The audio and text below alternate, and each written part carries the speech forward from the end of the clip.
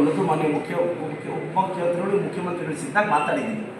ಎತ್ತಿನೊಳೆಲ್ಲ sir 27 December ಒಳಗೆ ನಾವು ನೀರನ್ನು ಚಿಕ್ಕಬಳ್ಳಾಪುರ ಕರೆಸಬೇಕು ಅನ್ನೋದು ಒಂದು ಮೇಜರ್ ಡಿಮ್ಯಾಂಡು. ಜಕ್ಕಲಮಡುಗು ಡ್ಯಾಮ್ ಹೈಟ್ನ ರೈಸ್ ಮಾಡಬೇಕು ಅನ್ನೋದು. ಆದರೆ ಡ್ಯಾಮ್ ಹೈಟ್ ರೈಸ್ ಮಾಡಿದ್ರೆ ಸುತ್ತು ಹಳ್ಳಿಗಳಿಗೆ ಸಮಸ್ಯೆ ಆಗುತ್ತೆ. ಬಟ್ ನೀವು ಡ್ಯಾಮ್ ಹೈಟ್ ರೈಸ್ ಮಾಡಲಿಲ್ಲ ಅಂದರೆ ನಾಳೆ ಟೌನ್ ಪಾಪ್ಯುಲೇಷನ್ ಲೇಔಟ್ಗಳಾಗ್ತಾ ಇದೆ, ಸೈಟ್ಗಳಾಗ್ತಾ ಇದೆ, ಜನ ಮನೆಗಳು ಕಟ್ತಿದ್ದಾರೆ. ಹೆಚ್ಚಾಗೋ ಪಾಪ್ಯುಲೇಷನ್ ನೀರು ಎಲ್ಲಿಂದ ಕೊಡೋದು ವಿಷನ್ ಇಲ್ಲ ಅಂದರೆ ಇವತ್ತಲ್ಲದೆ ಇದು 10-15 ವರ್ಷಕ್ಕೆ ಬರೋ ನೆಕ್ಸ್ಟ್ ಜನ್ರೇಷನ್ ಅವ್ರಿಗಾದ್ರೂ ಕಷ್ಟ ಆಗಬಾರ್ದಲ್ಲ. ಆ ಕಾರಣಕ್ಕೆ ಅದೊಂದು. ಮತ್ತು ಆ ಪೆರಿಫೆರಲ್ ರಿಂಗ್ ರೋಡ್ ಒಂದು ಪ್ಲ್ಯಾನ್ ಮಾಡ್ತಿದ್ವಿ ಸರ್.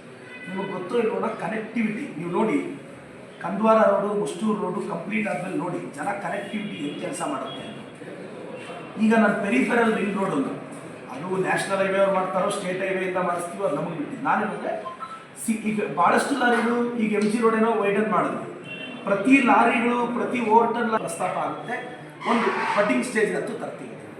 ಎತ್ತಿನಹೊಳೆ ಯೋಜನೆಯಿಂದ ನೀರೇ ಬರಲ್ಲ ಅಂತ ಹೇಳ್ಬಿಟ್ಟು ಇಲ್ಲ ಹಂಗೆ ಶಾಶ್ವತ ನೀರಾವರಿ ಹೋರಾಟಗಾರ ಇಲ್ಲ ನೋಡಿ, ನಾನು ಹೋರಾಟಗಾರರು ನಮ್ಮ ಆಂಜನೇಯ ರೆಡ್ಡಿ ಸಾಹೇಬರು, ಸುಷ್ಮಕ್ನವರು ಎಲ್ಲ ಹಿರಿಯರು, ನನಗೆ ಅವ್ರ ಮೇಲೆ ಅಪಾರವಾದ ಗೌರವ ಇದೆ.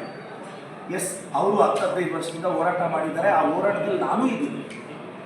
ಈಗ ಟೆಕ್ನಿಕಲಿ ಇಂಜಿನಿಯರ್ಸ್ ಹೇಳ್ತಾ ಇದ್ದಾರೆ. ನಾನು ಹೋರಾಟಗಾರನ ರಿಕ್ವೆಸ್ಟ್ ಮಾಡ್ತೀನಿ, 27ಕ್ಕೆ ಎತ್ತಿನಹೊಳೆ ನೀರು ಬರಲಿ. ಸಪೋಸ್ ಪ್ರಾಕ್ಟಿಕಲಿ ಮೀಡಿಯಾ ಜೊತೆ ಹೋಗಿ ನೋಡೋಣ, ಚಿಕ್ಕಬಳ್ಳಾಪುರಕ್ಕೆ ಎಷ್ಟು TMC ಬಂತು. ಆವತ್ತೇನಾದರೂ ನೀರು ಬರಲಿಲ್ಲ ಅಂದರೆ ಆಂಜನೇಯ ರೆಡ್ಡಿ ಅಣ್ಣ ಇವ್ರ ಟೀಮ್ ಜೊತೆ ನಾನೇ ಕೂತ್ಕೊಂಡು ನಾನು ಹೋರಾಟಕ್ಕೆ ಇದ್ದೀನಿ.